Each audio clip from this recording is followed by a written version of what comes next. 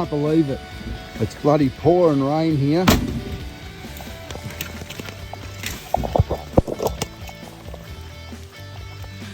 And I've got to get around underneath this bloody thing. We'll be right. Margaret doesn't want to come on this adventure. She doesn't want to get her hair wet. But I'll take you in and we'll have a look at it. This place is gorgeous.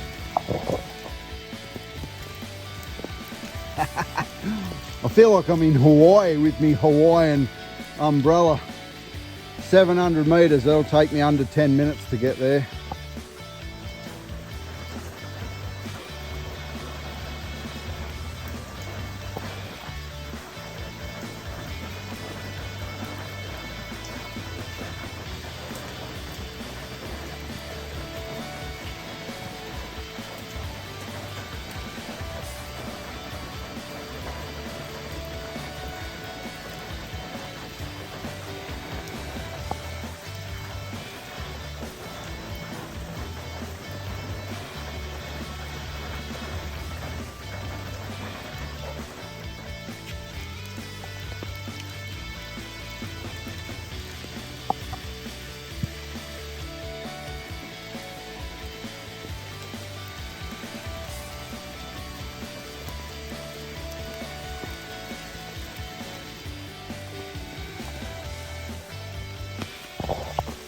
So just while I'm heading in there, I just wanted to briefly talk about that sugarcane process. Where we camped last night, this morning a couple of workers had been rained off and they come into one of the rotundas there, and I was talking to them. I asked them about the process. So once it gets into the main processing plant,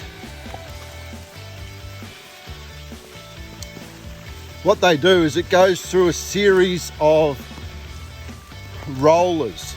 There is almost no clearance between the two big rollers, and what it does is it squeezes all the juice out, the sugar.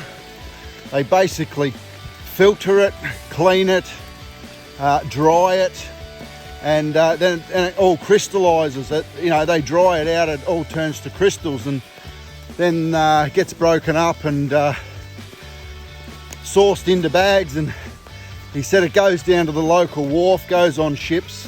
It mainly goes to Japan, but it does go all over the world and obviously all over Australia.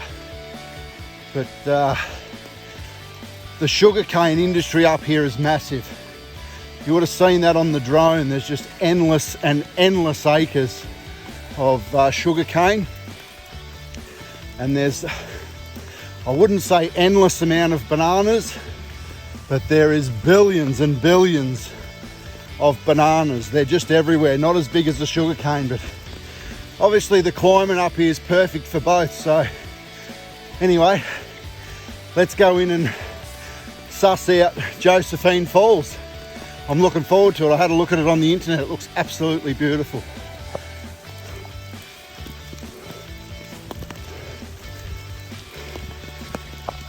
Well, we're almost there. My best mate Marg's elected to stay in the car, and that's fair enough. Otherwise, she would have been right there.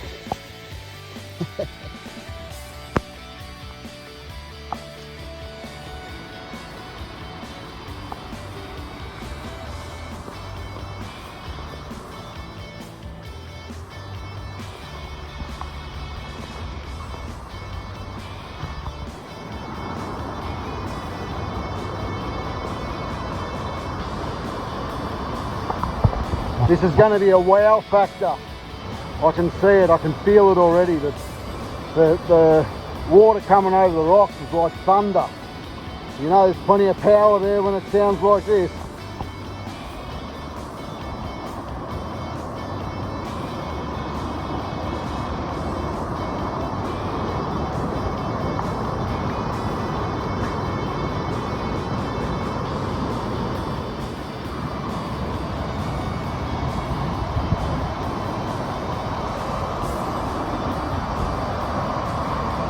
Wow, have a go at that.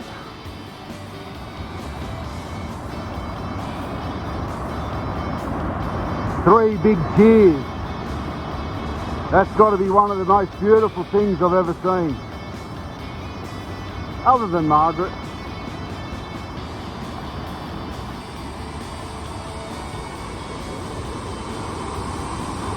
You can see just there in the rock, right there's a little swimming hole there. Also you can swim in the other area up the top. We'll go up and have a look at that in just a minute. What a paradise.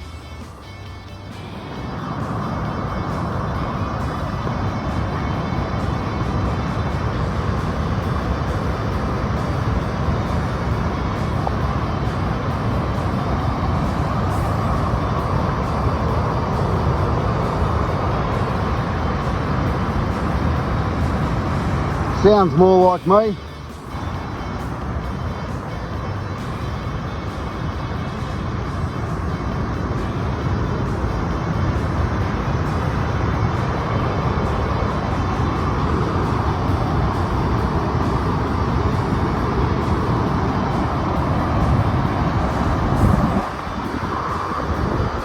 You see the little swimming spot there? I've seen it on the internet. People in there and people right down the end. Oh, there's someone in there now. I can see him down there.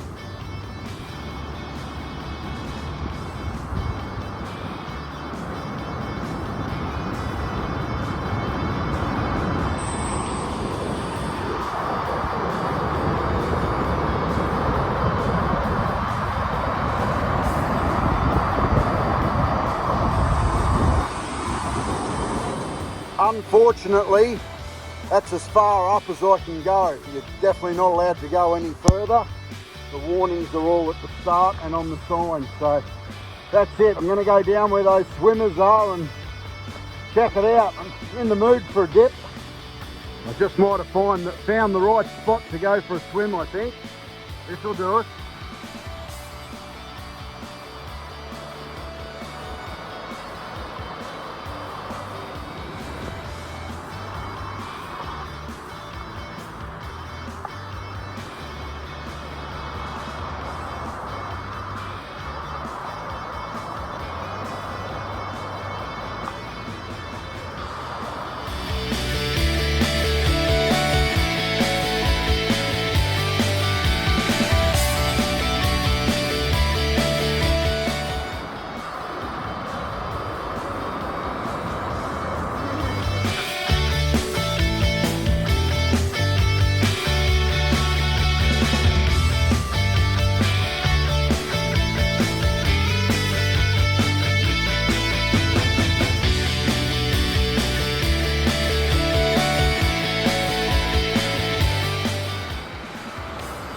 Bit fresh, but shit, it was worth it. The power of that water moving you around, it's intense. I loved it.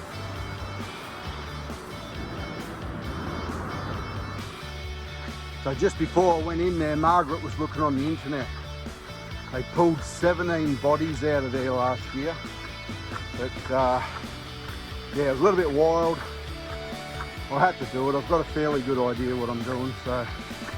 Marge, you missed out on that. It was absolutely gorgeous in there.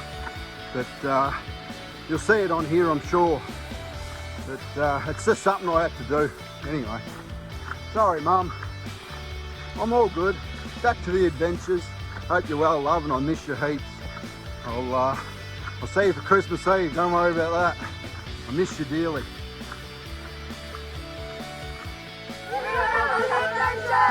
Yay!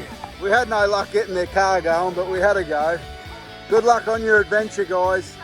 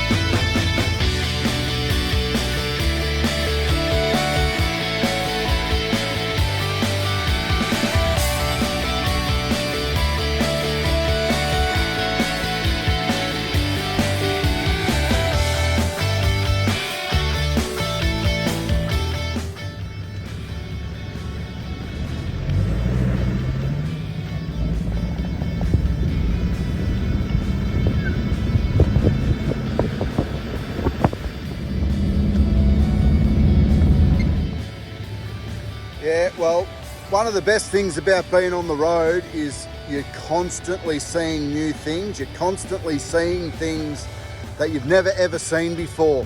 And we've just left that beautiful waterfall area and we've come down to the Golden Hole, and we're seeing new foliage, new trees that we haven't seen with creepers growing all over them. Boulders half out of the ground that just look like, you know, they were manicured. They look that good. You're about to see that. And these little cottages out here in the middle of nowhere, you know, it looks like a weekender. It's somebody's paradise, and they're either banana growers or they are sugarcane growers. We just seen a massive plantation of bananas. I can't help but film it. I hope you love it. I said to Margaret, I'm that high on life. I love everything that much that I've got to film it. I've got to bring it to you guys.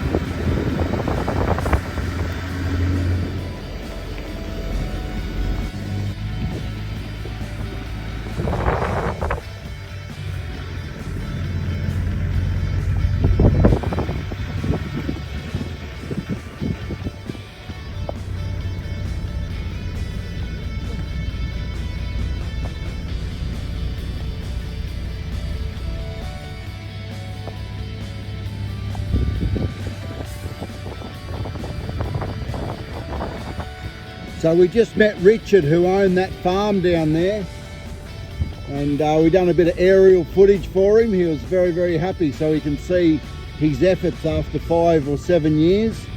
And what a gentleman he was. It was so good to meet him and his son Milo. Absolute gentleman he was. He informs us that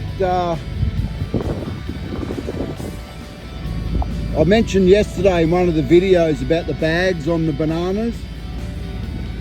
I was right. It's to protect the bananas from birds, insects and fruit bats, mainly fruit bats, which I did not mention yesterday. But there it is. They grow in their big clumps with 40 to 60 bananas on each one. And Richard, when you see this, mate, you're a champion. And it's so nice meeting like-minded people. Well done, mate. Your property is beautiful.